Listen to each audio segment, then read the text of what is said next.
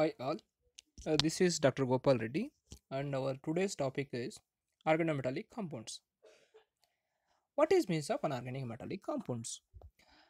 Organometallic compounds, that compounds contains at least one direct metal carbon bond. That mean if you consider the any complex, in that complex the central metal ion should be coordinating to the organic ligand, that is the carbon containing compound. So one at least one direct metal carbon bond should be there, and that metal may be a transition element or it may be a block elements lanthanide. So here some excludes, that mean the carbon containing like carbides and cyanides are excluding from that carbon containing compounds. Carbon containing groups may be alkyl like CH3, like methyl, ethyl, propyl, so on. Alkenes, that compounds contain one at least double carbon carbon double bond. Aromatic compounds, those compounds which can obey the Huckel rule, I mean alternative conjugation. Cyclic compounds, it may be cyclohexanes like what cyclohexane and benzene like what cyclic compounds, heterocyclic compounds. So carbon among this any one may be there as an organic ligand. There are some complexes which do not contain the any metal carbon bond, even though those compounds are called as organometallic compounds. A simple example, that is Wilkinson catalyst. Wilkinson catalyst RHPPH3 thrice Cl. Here in this catalyst, the central metal atom, that is called as rhodium RH, cannot be coordinating to the any carbon atom, even though this compound is called as organometallic compounds. Why? Because in the process called as the hydrogenation of alkene, the catalyst, that metal central metal ion rhodium is coordinating to the carbon atoms, right? So here eta 2, that eta is called as hapticity, that I can discuss in the coming slide. Here you see in this right hand side bottom, so one yellow region is there. In that yellow region I just highlighted, that is a metal carbon bond is there. Rhodium is connecting to the two carbon atoms, that is metal carbon bond. Then another important topic is hapticity. What is means of hapticity? Hapticity means the number of carbon atoms or the number of atoms in a ligand attached to the central atom. Particular if example, if you consider the organic ligand, in that particular organic ligand how many carbon atoms are coordinating to central metal atom, that is called as hapticity. Hapticity of a ligand can be represented or from the Greek letter called as eta. So we are represented this prefix called as x. So eta x called as hapticity, where x is called as number of carbon atoms are coordinating to central metal atom. In the below examples I given cyclopentadiene compound where one metal atom is there. First example in the given structure eta 2. Eta 2 means in that cyclopentadiene compound two carbon atoms are coordinating to metal atom. If you come to the second structure, there I given eta 4. Eta 4, that mean four carbon atoms are coordinating to the metal atom. Then eta 5 mean which there in this structure, so there are 5, sorry, eta 3 days, so there are three carbon atoms are coordinating to the metal atom. And the last structure, the fourth structure eta 5, there are 5 carbon atoms are coordinating to central metal ion, metal atom or ion. So here hapticity means the number of carbon atoms in from each ligand, so coordinating to central metal atom. Then 18 electron rule. Then how we are going to calculate what is means of 18 electron rule? If you consider the any thermodynamically stable transition metal organometallic compounds, if it is sperm, then the sum of the metal d electrons and the electrons are contributed or donated from the surrounding ligands which are equal to 18. I am repeating again. If you consider the any stable thermodynamically stable organometallic compounds which is formed, and then if you sum up the total number of electrons of the central metal ion, that is the d electrons or valence electrons plus the number of electrons are donated by the surrounding ligands, which are equal to 18. Then that rule is called as 18 electron rule. In general, the condition is favoring to adhere the 18 electron rule. So that may be it may be formed by the sigma bond, or it may be formed by the pi bond. Electron rich metal and ligand that are good pi donor or acceptor. That may be, so first ligand may be donating to the electrons to the metal atom, forming sigma bond, and if the metal becoming electron rich, then metal will be back donating the electrons to the ligand that can form the pi bonds. Here epto symbol, that is called as eta, that we discussed in the last slide, with a numerical subscript provides the topological description by indicating the connectivity between the ligand and central metal atom. That eta, the suffix what we given here, that is 1 2 3 and so on, that can be represent how many number of carbon atoms are coordinating to the central metal ion. Example, if we consider cyclopenta dienyl compound, if we in front of that you can write eta 1 means 1 carbon atom, eta 2 means 2, eta 3 means 3, eta 4 means 4, eta 5 means 5. Even though in that compound 5 carbon atoms are there, so it depends upon so how many number of carbon atoms it can be connected to the central metal atom. So in the example given, eta 1 or eta 1 aromatic, so R means alkyl group, AR means aromatic, eta 2 C2 R4, like that, so on we can given. So the eta to the power whatever it may be, the power that will be indicates that the number of carbon atoms are connecting to the central metal atom. And the symbol mu, that mu is indicating the bridging. Bridging means what? That any ligand, particular ligand is bridging between the two metal atoms, that is called represented by what? Mu. Examples: mu CO, mu 3 CO, mu 2 CO, that means which will be bridging between two metal atom or three metal atom. So the particular ligand is bridging between so two metal atom, that means acts as a bridging or connection between the two metal atoms. Here methods of counting, methods of what? Counting the number of electrons.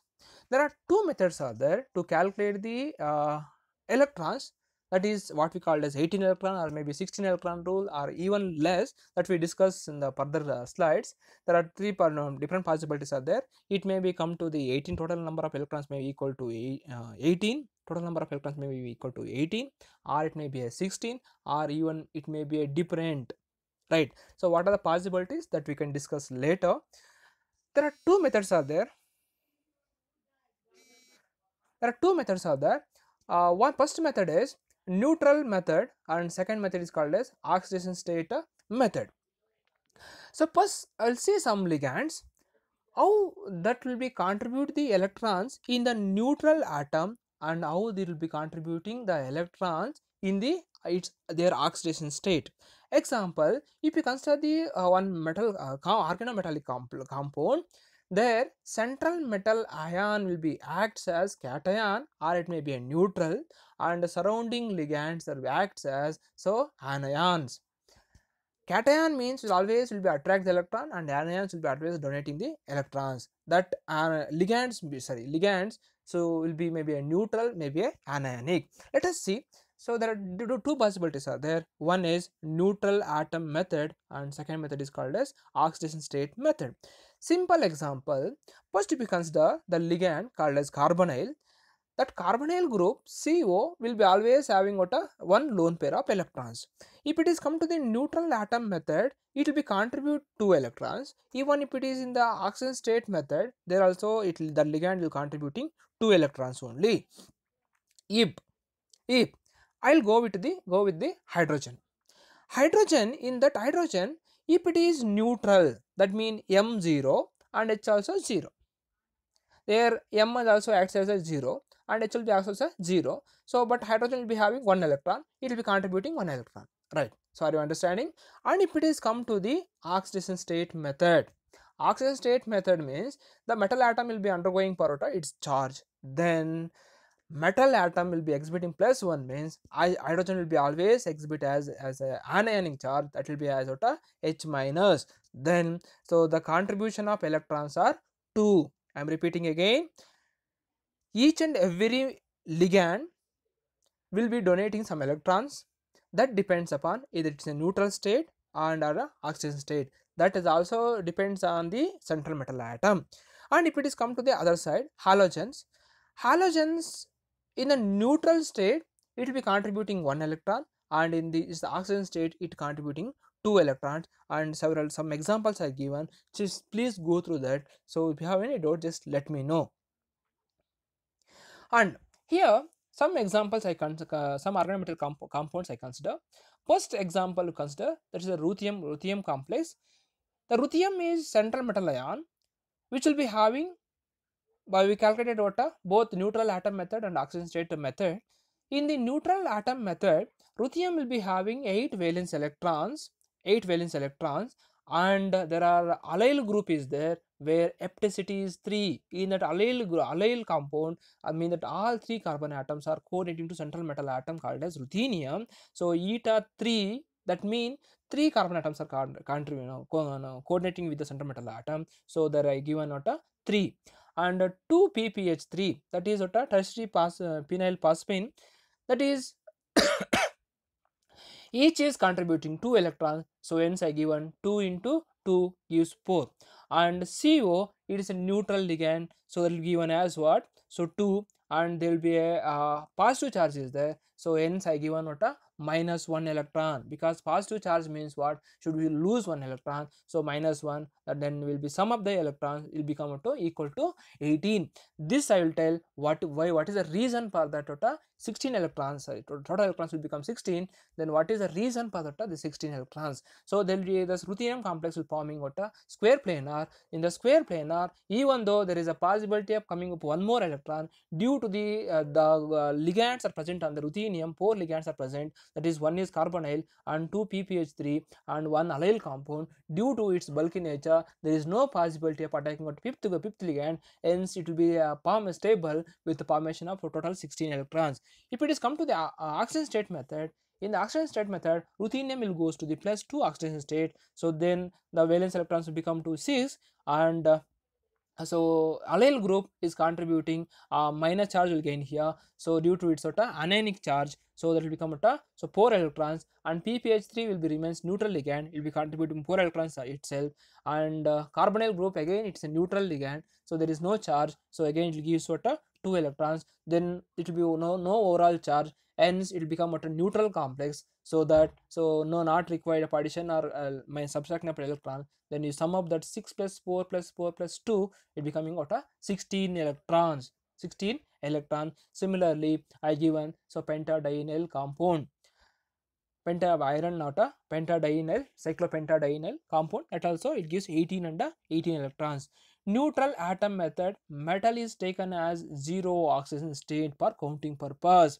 See example, if it is same, so in the both the case ruthenium and iron, in the neutral atom method we are just consider this 0 oxidation state. So hence the iron example, if you consider 26 atomic number, so the valence electrons are 4s2 and 3d6, the total valence electrons are 8. But if it is in the oxidation state method, so there are +2 oxidation state, so that there will be lose 4s2 electrons, hence we give taken as 6 electrons, only 3d6 electrons are there.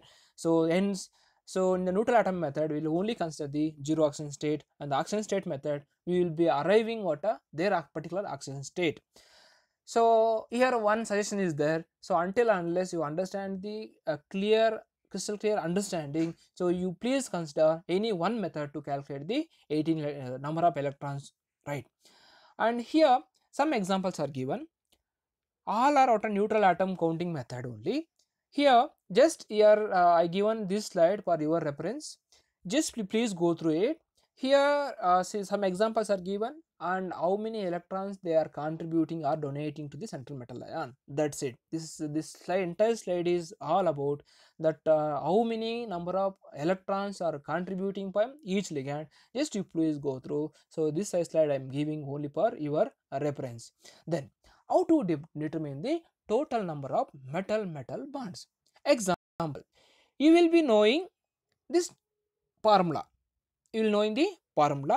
then how we are going to know that how many metal bonds are there. Simple example I will consider Fe3 and CO12.